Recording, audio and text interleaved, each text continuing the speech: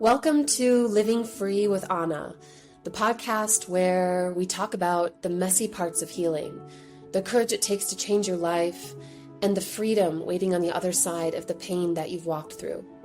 I'm Ahna, and I'm here to remind you that you're not broken. You're just becoming. And I'm here to show you how to free yourself so that you can live the life that God has destined for you.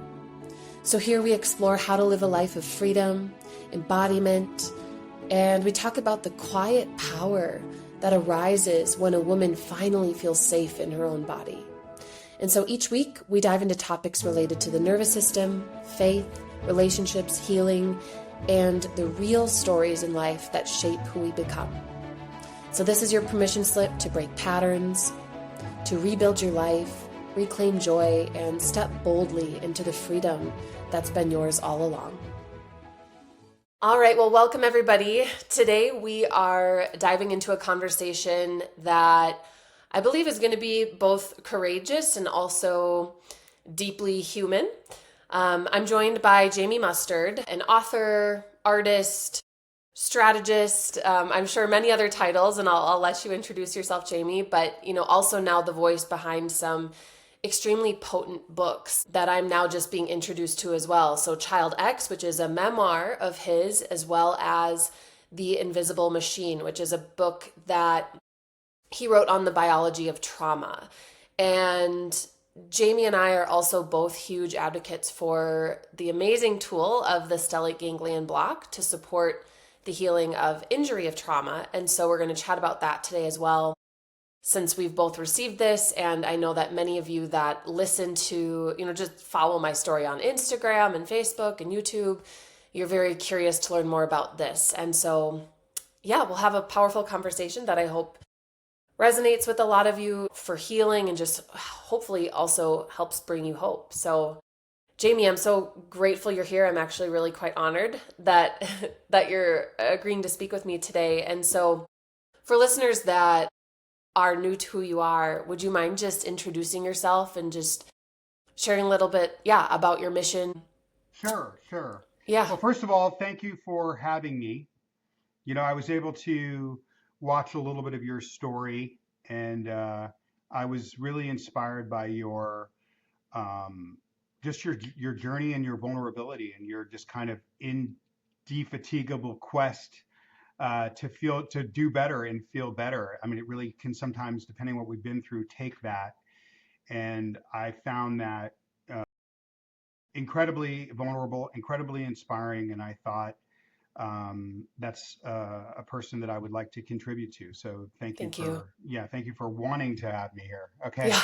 yeah, but yeah, I have a incredible, strange, kind of exotic story where I was at birth, the day of my birth, turned over to a high control cultic group to in a nursery on the outskirts, a slum nursery on the border of downtown Los Angeles, where I spent the first 2.5 years of my life with little to no human touch, with one or two caretakers to 40 babies. And that would begin my life as a kind of crucible of neglect, abandonment, and illiteracy for the next 20 years. Wow. At the age of 20, I didn't know how to use a comma. I can barely write letters. I didn't know how to form a sentence. And I didn't know how to construct a paragraph. And I could barely make legible characters even. I didn't learn to write growing Wow. up. So that was an incredible turnaround since then. I ended up getting a degree from the London School of Economics. And now, as of next year, it'll be 6 or 7 books that I've written. Wow. So yeah. So most recently, this book, Child X, which is the book I was never going to write. Yeah. Which is the story of what happened to me and how I got through it. Yeah. So that's kind of and then as far as who I am and what I do, I see myself as a conceptual artist. and a culturist in a way, somebody that observes culture from a unique perspective and writes on it. I'm interested in data and where data sends us in terms of healing, and I Mm-hmm. and I'm interested in the existential. How do we heal from a personal story and understanding point of view within Yeah. ourselves. So Yeah.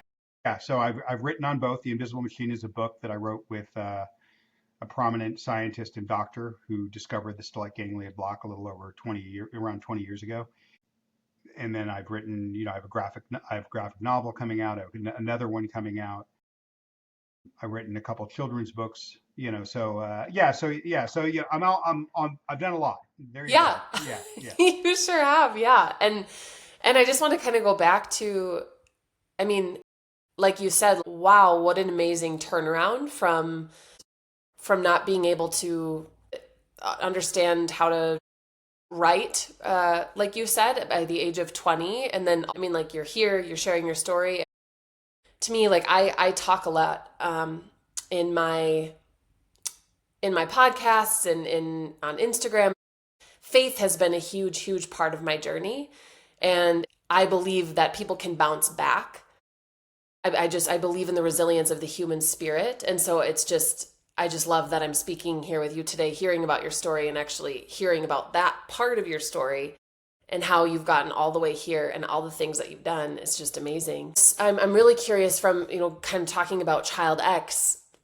I was looking at some of the reviews and all of that, and it sounds like you've already just changed the way that a lot of people understand trauma and injury and like invisibility. And so I'm curious to hear you share like more about what sparked writing this book for you. Like what are you hoping Yeah. it brings?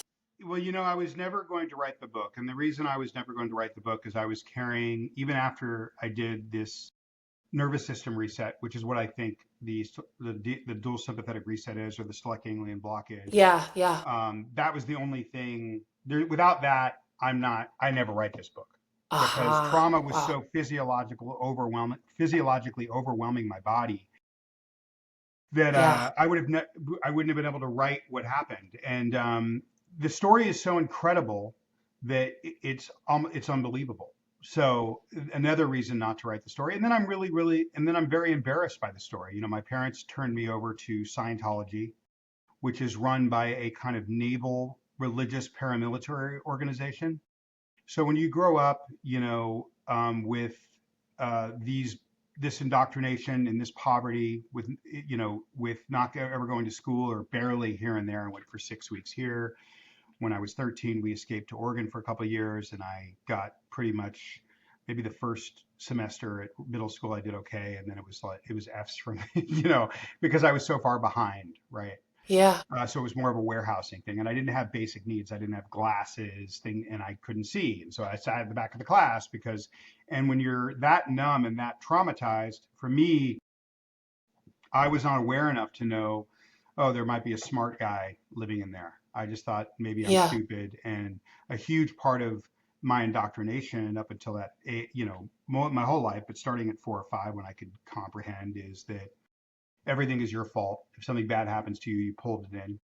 Emotions are frowned upon. You're not really allowed to be a child. You're looked at as an adult or a fallen god in a baby body that's lived millions Yeah. of lifetimes.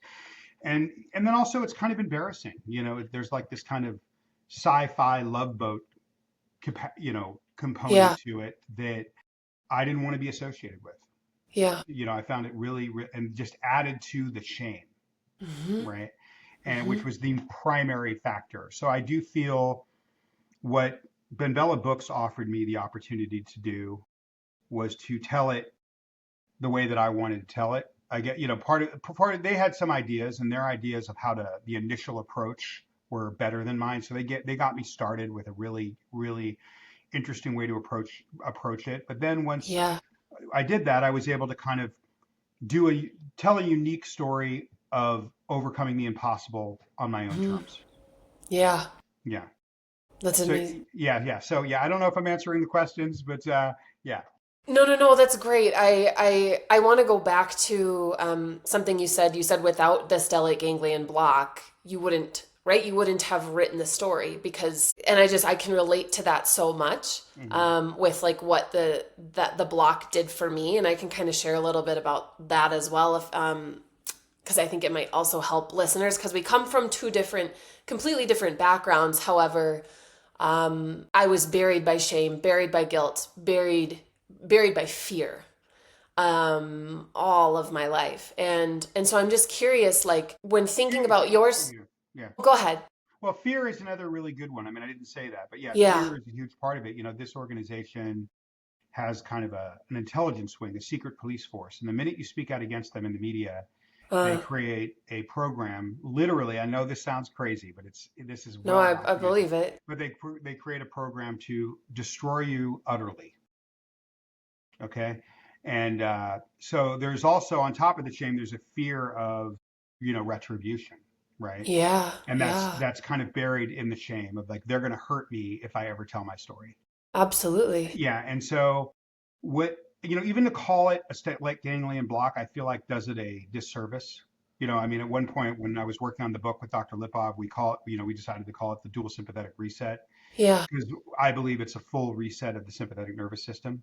Okay, and just to get back to your question, so what it was like for me, I didn't know if it would work on me. Again, I was turned over at birth with Yeah. little to no human touch. The fact that I'm even existing is a miracle, right? When did you get it, by the way? I Like got how? it the beginning of COVID, Okay. probably sometime in mid 2019 or no, Okay. 2000, mid 2000, mid to early 2020. Having not gone to doctors for most of my life, Hmm. I braved an airplane in the beginning of COVID and flew to Chicago to do this very exotic procedure. And the reason I did that is because I shared a literary agent with a woman who is the chief psychologist at Stella, and she had just left 15 years at TAPS dealing with military personnel. And in one of our phone calls, because my agent had asked me to work with her on some branding stuff, on some, one of the things that I do is art direction and messaging. And she told me that she was going to work for this new organization that was addressing post-traumatic stress as a physical injury. And that was right after I had done therapy for the first time, within months of me doing therapy for the first time. And I was diagnosed with complex post traumatic stress. And I was very upset about it. I was totally in denial of it. I laughed at the social worker when she said it. Mm, And then she said to me, how could you not? Have you not, do you not know what you've been through? This is the kind of lying to myself I was doing as I get recently it. as 6 years ago. Okay. Yeah. Yeah. Totally. I'm fine. I'm fine because I hadn't been to war. Yep. I didn't see growing up for the first 2.5 years of my life in a tenement and not having parents in this kind of orphanage-like environment where I was raised that was incredibly psychologically violent and sometimes physically violent with a lot of Mm-hmm. threat of physical violence Mm-hmm. and no, I didn't have bed sheets. I didn't have underwear. I was totally and completely animalized. You could almost say Wow. that I was raised in captivity. Wow. Yeah. Okay. And there's a famous doctor named Frank Ochberg who's the guy that coined the term post-traumatic stress injury back in 2012 with another doctor or two. And Mm-hmm. when I was telling him the story, he also is famous for defining clinically Stockholm syndrome for the FBI in the 1970s.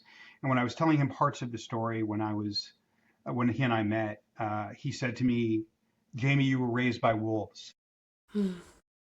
So yeah, it's emotional. But ultimately, um, I did not, she tells me about this procedure, post-traumatic stress as a physiological injury, and my ears pricked up Yeah. because I was, I don't have to be, if it's an injury, then I don't have to carry stigma, a scarlet letter of a disorder on my face for the rest of my life. What? So I did something that I would never do, not going to doctors growing up. A huge part of my story is I almost died a couple of times due to medical neglect. No one was looking at my body in these dormitories. We're talking Mm. about 3 years old when we moved to the dormitories from the nursery in this very, very bad part of Hollywood, a slum with a kind of filth you can't even imagine, Yeah. with cockroaches everywhere and head lice it was just a brutal crucible. Yeah. When we moved at 2.5, 3, I was put on a third bunk in these dormitories that were stacked 3 high. in this military structure, right? Um, so this idea that, but I also was very trepidatious when I was heading out to Chicago because I thought I don't have a baseline. I don't know what it's like not to feel anxiety. Right. So I know. maybe it won't work on me, Yeah. right? But what it did was, and again, I'd had these feelings my whole life, so I didn't know what it was like to live without these feelings. But if I got a piece of mail I didn't like, if any uncomfortable situation I didn't like, any sort of shaming, a beef with somebody, somebody threatening to, be in an argument with, just the kind of things that are part of daily life, no matter what, on some level would happen. My entire body would, and I didn't know that this was anything other than how I thought everybody felt this way. It would just Hmm. overtake my entire body, and I would get feelings of extreme dread and catastrophe that would shake through me physically. Yeah. I get Okay. it. Hmm. Yeah, yeah. So when I did the left side, which is normally associated with childhood, which you do on the second day, uh, that was gone, gone. It Like was immediately for you. gone, gone, gone. Like the right side was okay, Wow. but the childhood side, when I went to do the childhood side, the only way I could describe it, I saw Dr. Lipov that night for dinner, and it was 12 hours later or something because I had it at 8 in the morning and we were having a late dinner.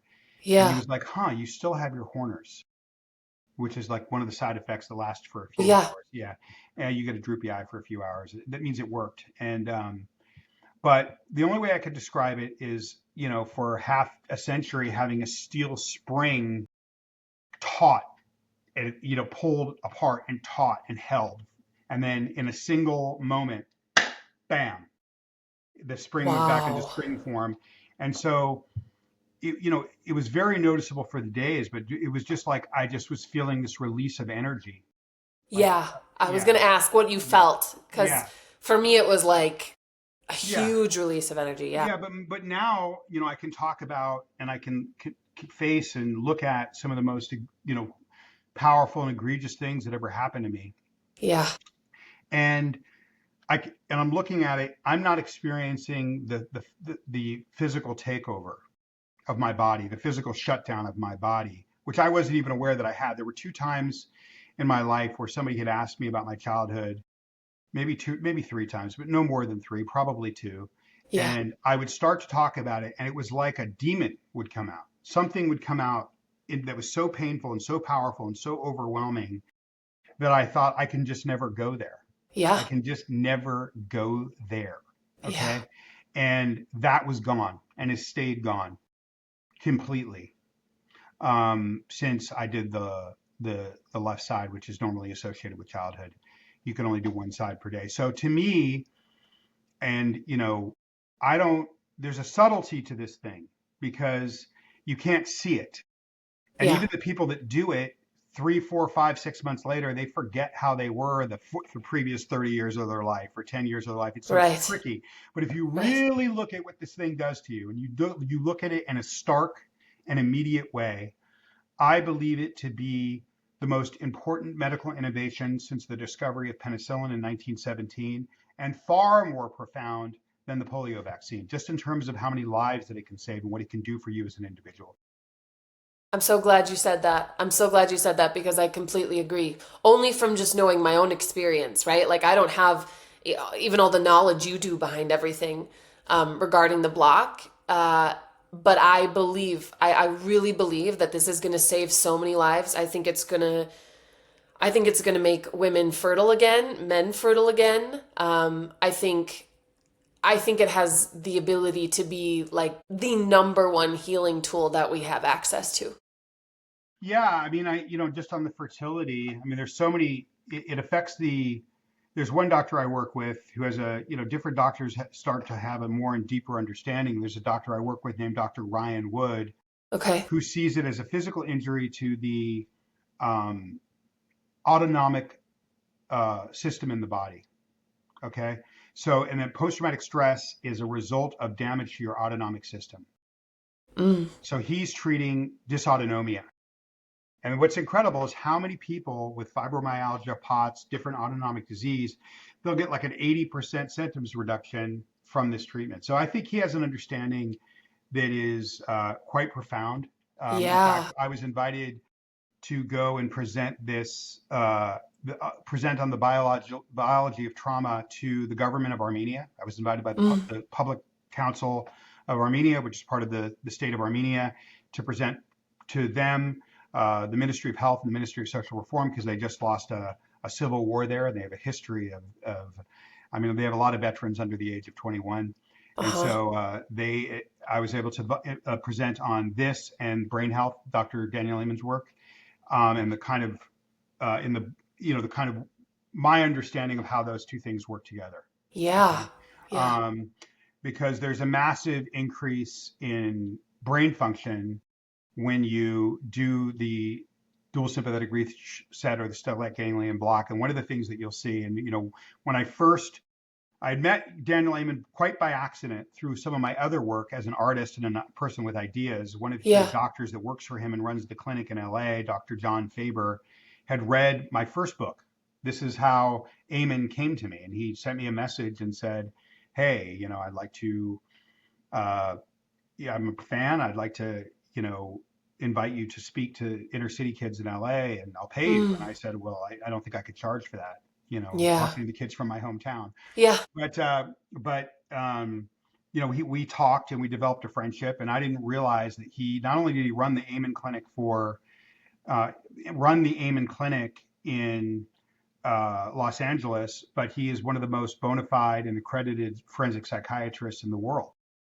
And instantly, when he and I started to talk, and it was right after I came across the possibility of doing the Stellate Ganglion Block, right?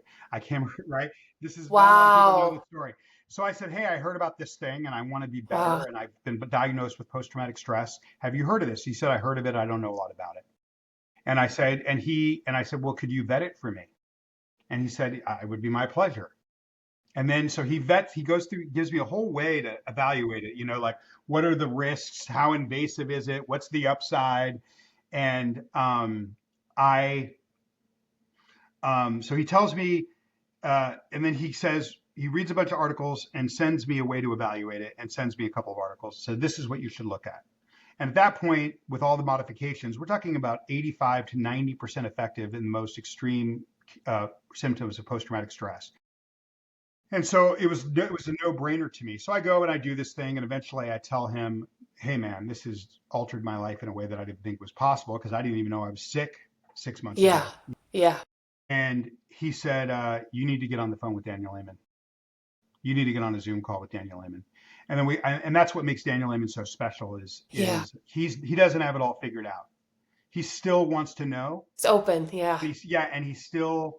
And if he comes across research, like I remember him doing a podcast on Huberman's alcohol research and how excited he was, like a kid that Yeah. like had a new piece of research that could make people suffer less, So it makes good leaders. That's what makes Yeah, good leaders. Yeah. yeah. So we were on that call. We did like a Zoom. It was long. I thought he doesn't want to be on this call.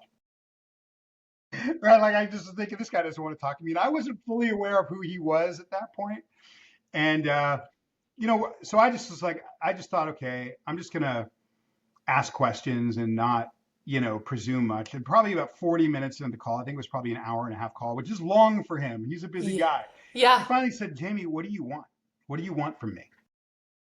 And I said, well, if this is true, if this thing can do what I think it can do, and this is before I went on a rabbit hole and started traveling the country to see if it was what I thought it was. Mm-hmm. I was on the road on and off for 2 years. But I said, listen, if this thing does for the brain, it does for the nervous system, it does for healing what I think it does. And you were the first person to really start talking about, hey, let's scan the brain.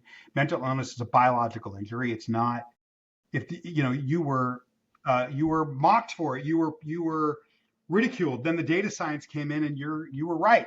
If this thing does what I think it can do, then you should be part of it. You should be part of this story. I Yeah. want to reveal that to the world. So I'm almost over the story. But basically, he said, well, let me look. And he started really looking at papers in front of me on the Zoom. And then he kind of went, huh. huh, huh. He's like, I could see his wheels Mm-hmm. turning. Mm-hmm. And then he was like, huh. And I said, I hope he doesn't mind me saying this, but I said, he said, Jamie, there's a very credible study here that this is 70% effective in these extreme symptoms of post-traumatic stress. And I said, Daniel, that's a 10-year-old paper you're reading. He said, how do you know that? He said, because it's with the new modifications, it's 85 to 90%. And then Daniel said, Jamie, you don't understand. At 70%, this is Nobel Prize winning work. I'll help you. Wow. Wait, when was that? That was probably towards the middle end of 20. Oh, okay. So a while back. Yeah, Okay. 5 years ago, probably. Maybe it Okay. was, yeah, somewhere in there. I could have the date a little wrong, Yeah. but No, yeah. but it wasn't yesterday. Like it No, was okay. It no, was yeah. no. And so Okay. why that's relevant is at that point, I mean, it was almost like Providence had created this opportunity. It Yeah. felt providential. So right at that time where I got diagnosed with CPTSD, a well-known and prominent forensic psychiatrist contacts me and tells me he's a fan of my artwork, okay, my idea work, um, and introduces me to Eamon. Right at that time, I got invited to speak to special forces, to really on the subject of communication. My first book is on the subject of communication and how to stand out in a world overloaded with content, which has to do with the invisibility I felt as a kid. And I came Totally. across like a pattern that could help people be seen in any category. These kind of primal law, primal laws of music, of Yeah. visual art, of branding and messaging, of storytelling, and I wrote a book on it. And um, so I got invited by special forces to come and talk to them about communication. I was very leery of it. I was kind of like, I don't think I'm your guy, guys. And they said, why? I said, well, I grew up with a lot of violence and in the inner city of Los Angeles, and I don't really think I want to be part of anything military, right? Yeah. Like, Yeah. and they kind of said, hey, well, we are special forces. We're not, our job is to help people stand up for each other. Our motto is de oppresso liber, to liberate the oppressed. And I think if you understood us as in terms of our branch of the military, you wouldn't see us that way. You would see us as people that are freeing people from oppression. And I was still very leery. And then my speaking agent was like, "You're crazy to not take an invitation from the Department of Defense." And then when they found out, I started asking them about the Stellate Ganglion Block at Fort Bragg in Womack, which is the most advanced military hospital in the world. And then when they saw I was interested in post-traumatic stress, these colonels, they were like, "Well, come for an extra week. We'll take you on a post-PTSD tour of Fort Bragg." And they kind of used that to help kind of make me more comfortable with coming. So I Yeah. Wow. stayed an extra week beyond my talk, and I did talks for psychological operations for the recruitment division. Then I did a major talk for special forces at JFK Auditorium. Well, while I was there, right after I left, and they had me packed with meetings, like it was like a military campaign of meetings. Wow. And not maybe a week or two after I left, a private jet company donated a plane to send the first cohort of troops to get the correct treatment because they weren't necessarily doing it correctly at Womack to Chicago. And at that point, I had the relationship with Daniel, and I asked him if we could scan these guys' brains, this 10 to 15 special forces guys, whatever it was, scan their brains in Amen Clinic, do the procedure on these guys over Ah. 2 days, and then scan their brains again 24 hours after finishing it. Yeah. And he said yes, and he donated the brain scans. And what the forensic psychiatrist Jay Faber saw on those brain scans, which is anecdotal, it's not like a long-term study, it's a case Yeah. study. Yeah. But what he saw was pretty electrifying because Really. in the majority of those brain scans, what he saw was a massive increase in blood flow to the frontal cortex on the SPECT scan, which is not an ideal scan, but is a very effective scan for seeing blood flow at the surface of the brain and abrasions at the surface of the brain. Daniel Amen has done 250,000 of those scans. So we have this incredible data set that Daniel Amen has of symptoms connected to um, damage or health of the brain. Yeah. Yeah, I mean, it's not it's not as great as an MRI, but it's pretty incredible data set. So And I said, well, what does that mean, increased blood flow? He's like, well, this is the kind of increased blood flow that I would see after a year of ketamine and hyperbaric and all sorts of brain health things. Someone being completely clean, or, or somebody with TBI that's been doing a year of brain health Yeah. work, sober, right? And so to Wow. see it in 2 days is not something that it was just kind of shocking to him, Yeah. so that's, again, it was just another thing that led me down this rabbit hole of what does this mean? What are the implications for the social fabric of Earth if this thing is what I think it is? Uh-huh. Yeah. Sorry, that was a long one, but there No, you go. no, I am so glad you went there. I wasn't even gonna, I didn't even have that in me to ask to even know about that. But I'm so glad you brought that up because it's putting pieces together for me as well on even just like what the block did for me. Um, and just like the reasoning of why it helped so much. Because like, yes, I've understood the science somewhat, and I understand, from an integration perspective, what it's taken for me to get here after I received the block. Because there was a lot of inner child work, a lot of detox, a lot of right somatic moving things out of the body in order to get to where I am today. But from a brain health perspective, I just haven't fully gone there. And so I'm so glad you mentioned that because I think to other people listening as well, it's going to just be like that is pretty mind blowing. And I wanted to ask you too, like after you received the block yourself, I know you said it was like immediately you had symptoms reduced. Like you The, felt a lot of the energy left movement. side, the left side. Yeah, the left side, right?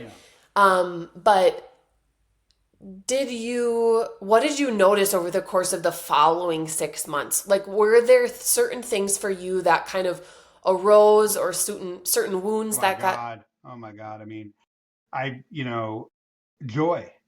I'd be watching a ah, movie and I would be crying during a movie, or yeah, laughing in a way that I hadn't laughed yeah, in years. hmm, My ability to experience joy. I mean, what was interesting is 6 months after it, and this is the reason it's tricky and doesn't get the credit that it deserves, yeah, is almost got used to my new me.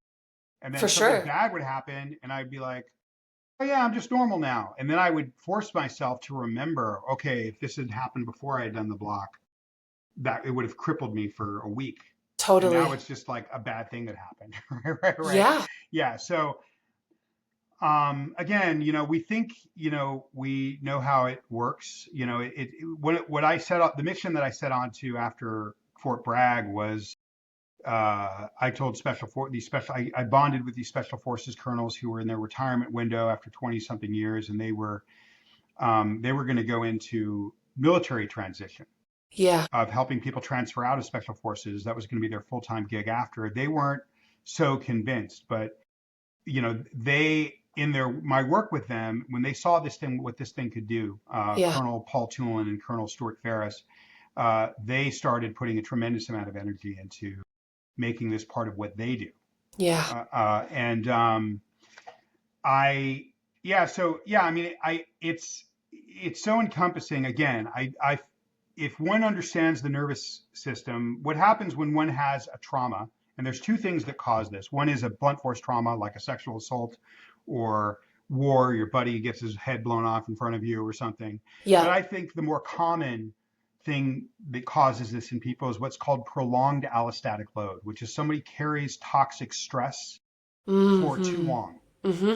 And what happens is both of those things, whether it's carrying toxic stress too long or massive trauma, cause the same biological injury. And post traumatic stress is Yes. 100% a biological injury. Yes. And what happens is that what we think is going on is that some of this is testable, some of this is what we think is going on. But when someone carries stress for too long, extreme stress, but you can get extreme stress from having a distant father Right. or a distant mother or Right. somebody that needles you or bullying or um, a blunt force instrument of extreme trauma. What normally happens if you swerve your car in the road, you get elevated, that's fight or flight, Yeah. and then a few hours later you come down.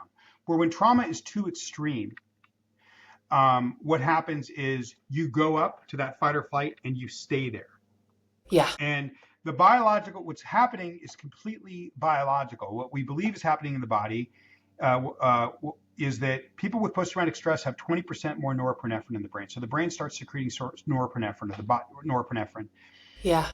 And the nervous system in the brain starts secreting NGF, nerve growth factor. And what that does is there's your sympathetic nervous system is on each side of your neck right here in a chain of nerves called the stellate ganglion, which I believe goes from your amygdala to your toes. The really important part is from your amygdala to your chest. And there's a feedback loop that goes from here to your amygdala. And the nerve growth factor causes the nerves here to grow extra receptors. This is what we believe is happening. And those extra receptors, then when that nerve growth factor stays stuck on, those extra receptors are telling the amygdala, the fight or flight in the body, that you are under threat of being killed 24 hours a day, 7 days a week, 365 days a year. So you're trying to relax watching Netflix and you can't because there's a tiger right around the corner. Yeah. And so the symptoms are always the same, whether it's somebody that grew up like me in my circumstances, the military, somebody that's a war correspondent. I went on a mission. I went to a prison and interviewed murderers that had committed an impulse crime. And why did they commit that impulse crime? Because the set of nerves was telling their amygdala that a life or death situation, there was a life or death situation which wasn't a life or death situation. Yeah. And so what happens is they basically take a local anesthetic, the same $2 amount of local anesthetic that goes into an epidural, and they turn off the sympathetic. They use that because it wears off really fast. Yeah. Well, when the sympathetic kind of turns on 20 minutes later, it breaks the feedback loop and it turns on at baseline. So what happens is the NGF recedes, we believe, the norepinephrine recedes, that's testable. And I believe it's testable.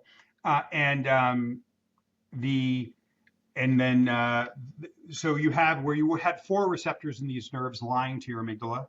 Yeah. When the nerve growth factor struck on, maybe you have 16 or 32 receptors. That's what creates this feedback loop and this thing of the constant threat. Well, when the NGF recedes, you go back to 4, and then you're just you again. That's our understanding of what's going on. Wow. No, thank you for explaining that. Because I think about, I think I shared this with you previously, but before I got the block, Jamie, I was already on a healing journey and I was doing everything I could. I mean, every tool under the sun, you name it, I did it. And then all of a sudden it's like I had little me came up and I was fearful of everything. I was shaking 24/7. It's like I couldn't turn off my fight or flight.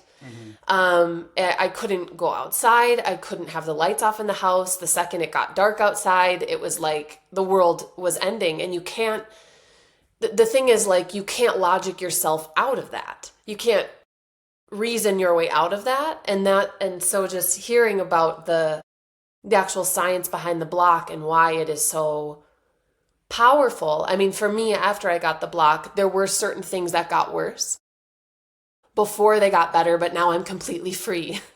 Yeah, I mean, I've seen, every once in a while, yeah, I mean, if you think about it, you have to kind of tie it to Peter Levine's work of running from the tiger, right? So I interviewed the wife of a billionaire that was a war correspondent. I interviewed guys that had committed impulse murders in their 20s.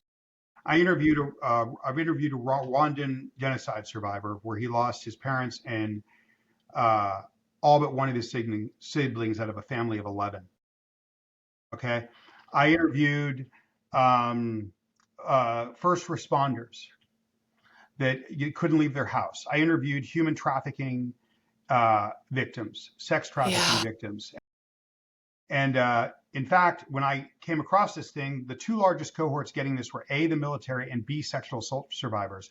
How are sexual assault survivors finding it? Deprivation. Okay.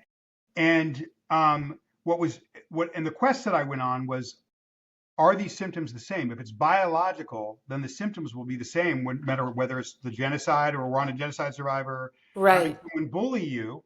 Right. Distant mother, because this system doesn't think. Right, It's a right, right. physiological mechanism. And then when I met Frank Ochberg, he told me about a book that he had written in the 70s called Violence and the Struggle for Existence.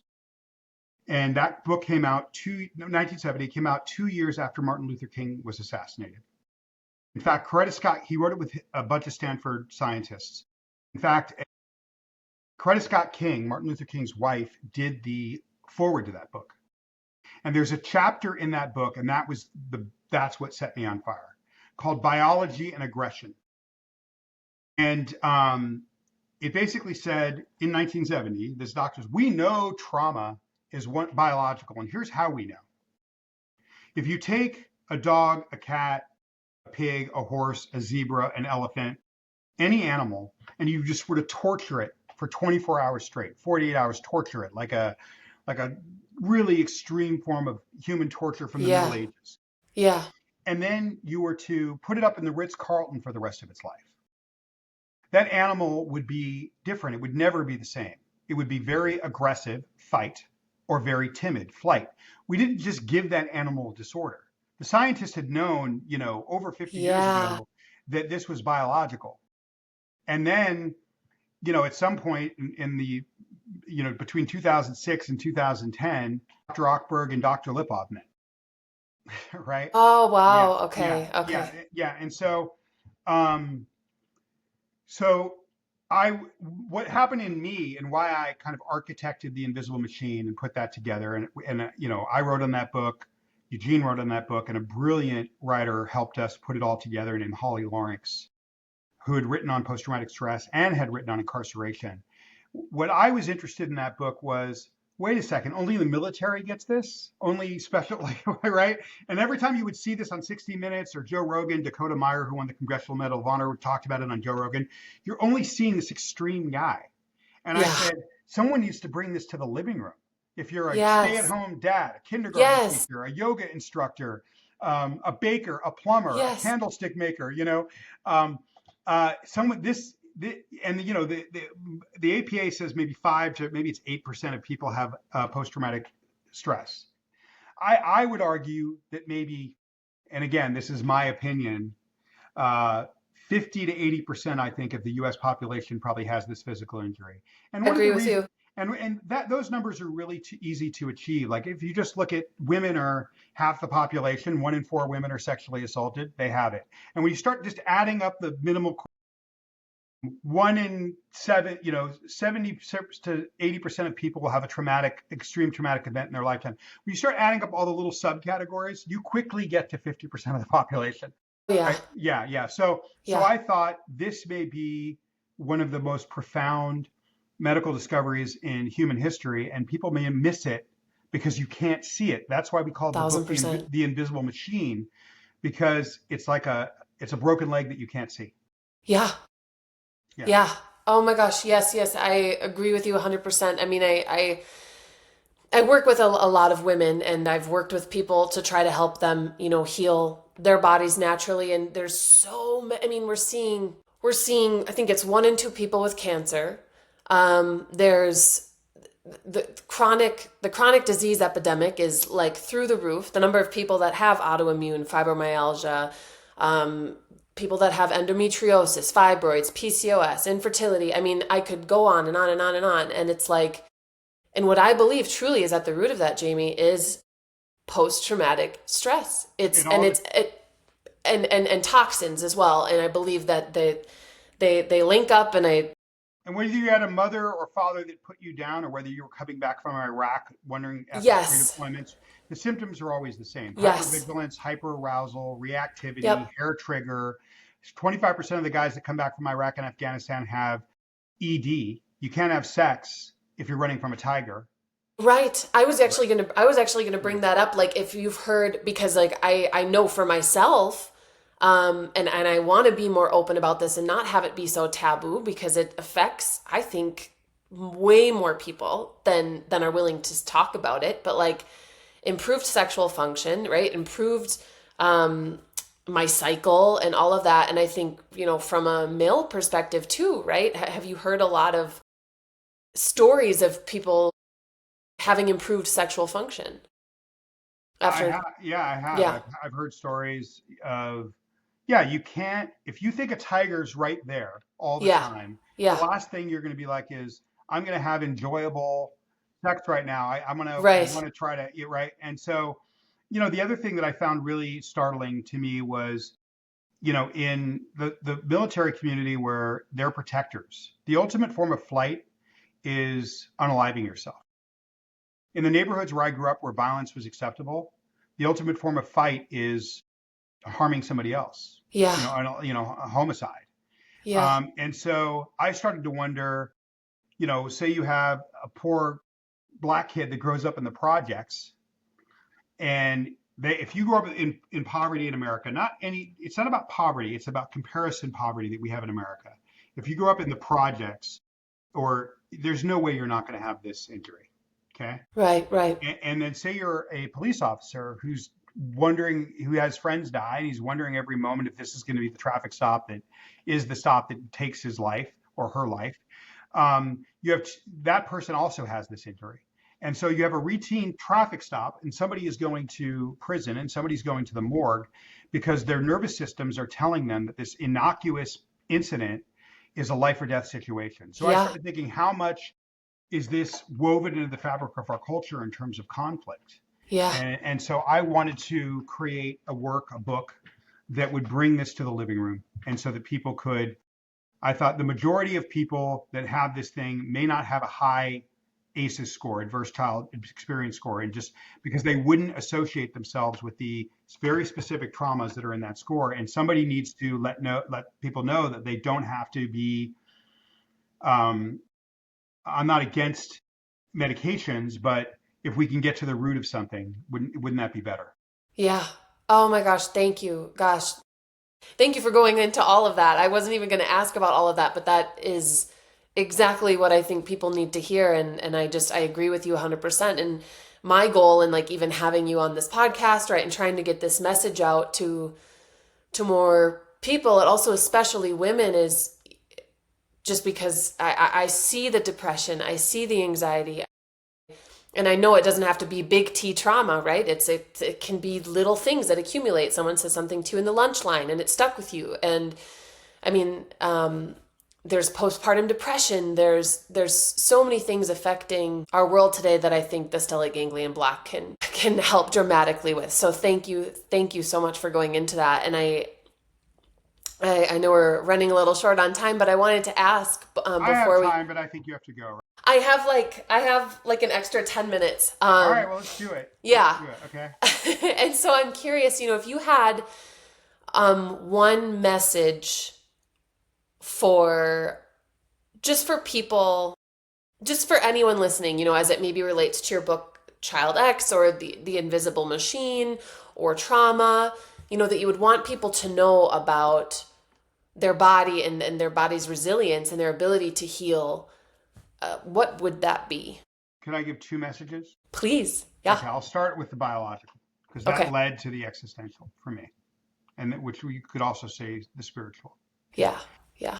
It was hard to engage in any sort of spiritual reality with my body so electrified all the time. Uh, But physiologically, I remember one time. This will be by how I explain the physical. I was at Fort Bragg and I was filming different soldiers, and I was trying to go around all these different types of people, from sexual assault victims to survivors of war to soldiers, and see if the symptoms were the same. Because if it's biological, that's what would explain the homogeneity of the symptoms, right?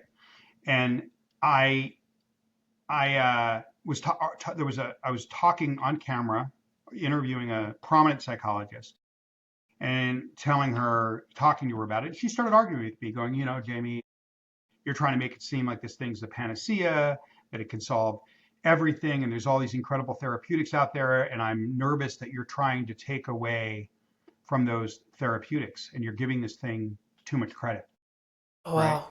And I said to her, let me ask you a question. I said to her, say somebody was electrified and they could do one thing first to give them that edge to go for Yeah. further therapeutic healing. And they could Yeah. only do one thing first with everything you know.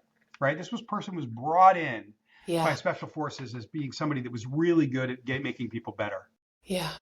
And then she said, I would recommend that they do the SGB if they could only do one thing first. And then I said, then what are we arguing about? Right. Then what are we arguing about?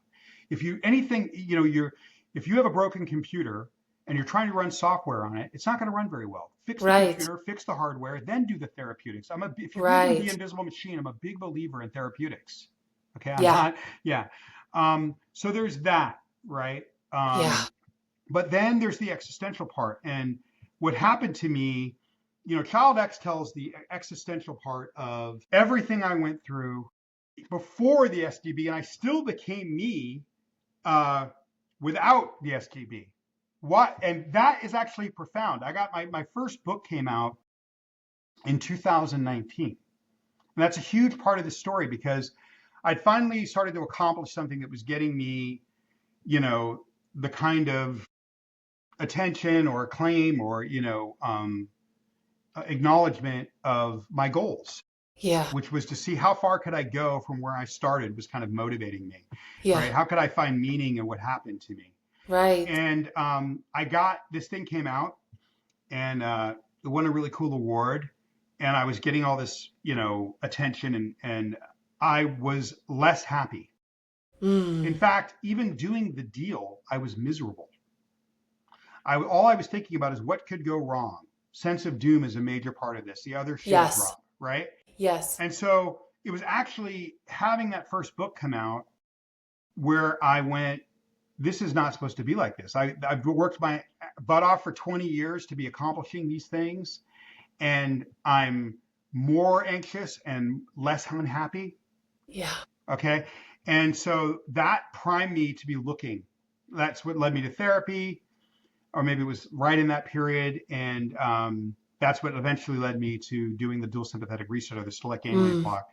But there's also an existential part of this. Is my life story of abandonment and neglect is impossible. And I wrote this book. The reason I wrote this book is I wanted to say existentially that this tells a story of how you can be in a place that's so deep and so dark in terms of poverty, physical damage, neglect, illiteracy, that it is impossible to come back from Yeah. and still come back. And that's what Child X is. It just came out, and I'm really proud of it. And that's the message that I want to bring to this world, because you need both. You need to fix yourself Yes. physically, but you also have to understand the unwritten rules of life and how Yeah. to find that belief in self. And both are. So I look at this book as a form of therapy that I wanted to give to the world as a thank you, for Mm. yeah. Anyway, so No, that's no, I yeah, love yeah, I yeah. I love that so much, and I resonate with you just on so many levels. And I think one thing that I really like to talk about is the resilience of the human spirit. Like, I did a post yesterday about how, joy can come back. Like, even when you have been to the darkest places you would never expect to be able to bounce back from, joy can come back. And I just thank you for sharing your story and just for even writing the memoir. I'm actually going to order it and read the whole thing myself. And you're inspiring me to also one day do the same. And I think the other thing I was going to mention too, just what you mentioned something about the SGB, and it made me think about how it's so important to do before therapeutics. And I got all my memories back after I got the SGB, and before, not accessible. They weren't accessible. Or And I've so had people tell me that EMDR was like a torture because it was constantly triggering their body. it's like imprinting Yeah. the trauma, when really we just need to move the energy out of the body. And so it's like the SGB gave me access to all of those emotions, and the emotions that were stuck in the nervous system that literally couldn't be accessed. I did all the things. And so, yeah, I hope people listen to this. I hope it gives them hope, that right? No matter what they've been through, that they can come back. And it's not, we don't have to live with depression. We don't have to live with anxiety. And that Can even, I make one comment on that before we go? sure, I, please. I didn't want to interrupt you if you wanted to finish. No, no, no, please do. Yeah, I mean, this is something I've never talked about before in an interview because it's recent, right? And Okay. that is about a month before, maybe 6 weeks before the book came out, because there's a lot of bad things that happened to this kid. When my publisher first asked me if I could write it, I said, probably not. And he said, why? And I said, nobody wants to see a kitten get strangled for 300 pages. This Yeah. thing lasts 20 years, Yeah. okay, Uh-huh. of animalization. And I, um, well, about 6 weeks before the book came out, for the first time in my life, and this is a common symptom of post-traumatic stress, but I didn't have it, which is depression. I'd never had that. I had everything else. Mm, I had good brain health because I was afraid of drugs and alcohol growing up because of everything else that was going on around me. yeah. And I, but I experienced depression from sometime in June. So the book came out at the end of July, early August. And then afterward, right, it lasted another month or so. Ah, And I was very confused because that feeling came in. I'd never experienced. It was like the one symptom of post-traumatic stress I ever had. And it terrified me because you have that for one day and it feels like it's never going to leave. It feels like a yes. permanent thing. In a certain way, it was a gift for me because Yeah. I never knew what that meant when people said it to me. Now I have the empathy when people say to Yeah. me, why do we survive? Those of us survive because most of us don't. These extreme things, we survive.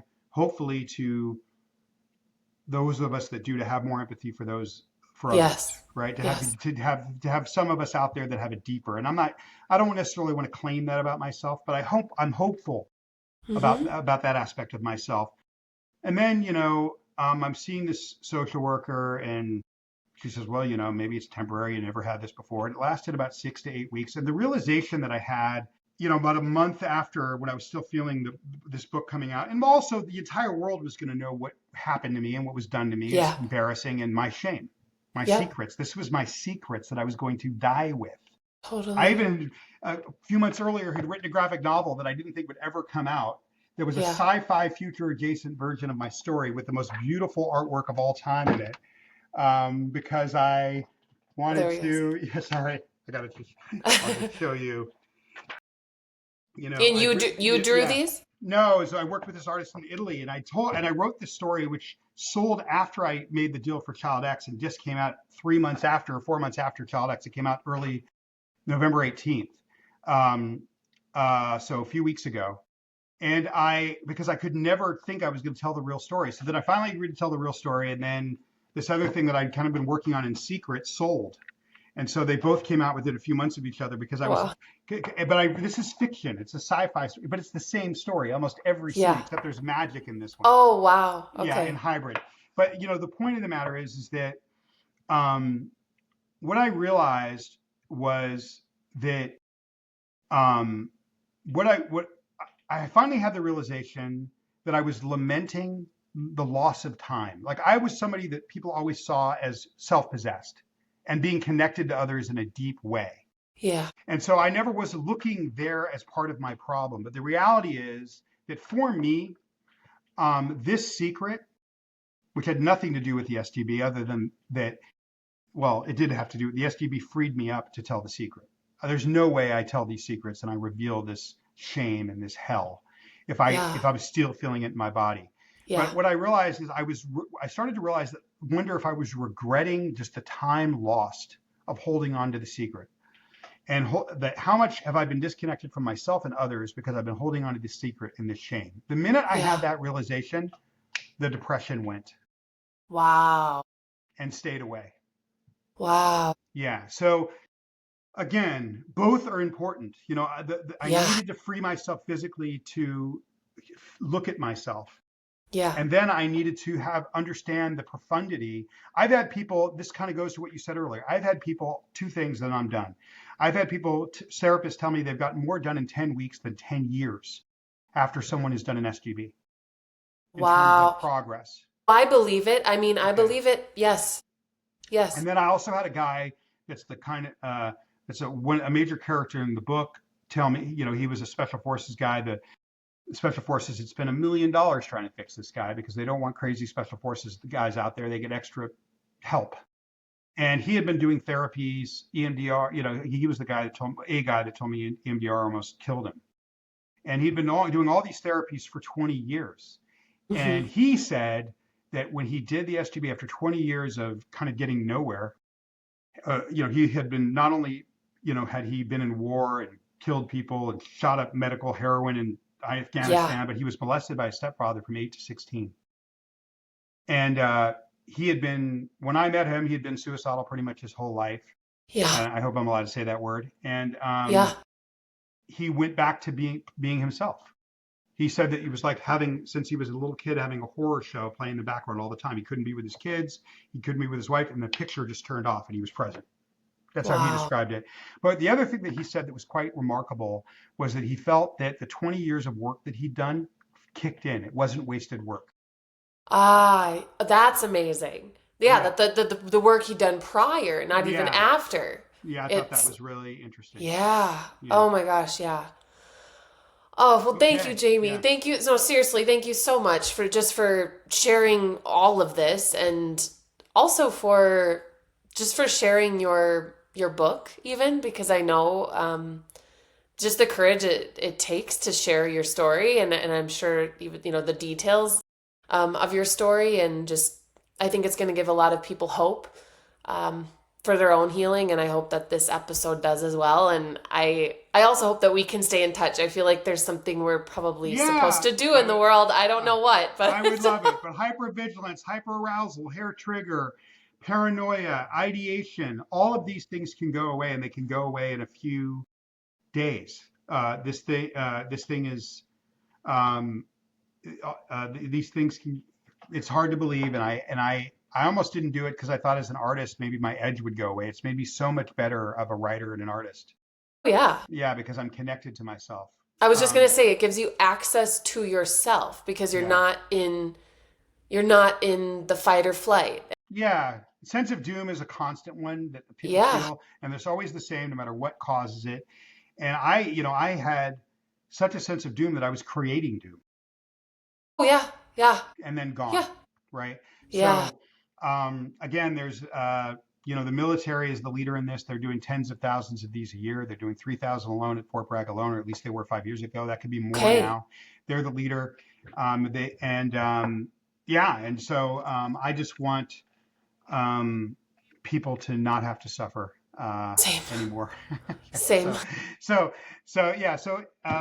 Thank you for this conversation. It was special because I believe that you went through something long and hard, which I'm sure your audience knows about. And I relate to it. Yeah. Thank you. Yeah. Thank you so much. And I'm going to keep sharing my story, and thank you for sharing yours. And we'll reach people. I know we will. Okay. Thank you, Jamie. Thank you, Ahna.